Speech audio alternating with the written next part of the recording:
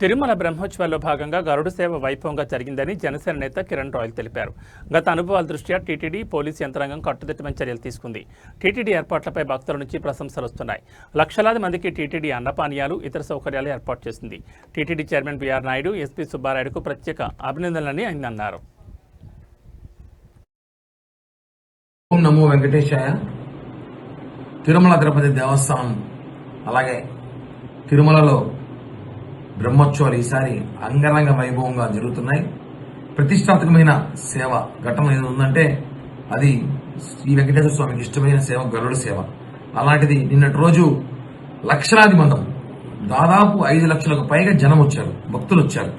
అలాంటిది ఒక సేవ టీటీడీ చైర్మన్ గారు, టీటీడీ పాలక మండలి సభ్యులు, టీటీడీ ఈఓ అద్భుతంగా నిర్వహించారు, ఎక్కడ ఏమి ఇబ్బంది లేకుండా.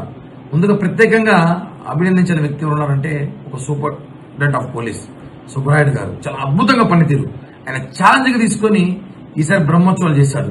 గతంలో జరిగిన ఘటన దృష్టిలో పెట్టుకుని టీటీడీ కూడా చాలా పకడ్బందీతో చేశారు.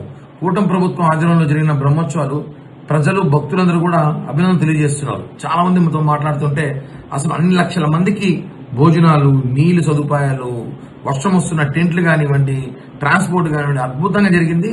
అసలు నిన్న తిరుమల తిరుపతి దేవస్థానంలో వాళ్ళు తీసుకున్న పనితీరుపై ప్రజలందరూ బేష్ అంటున్నారు.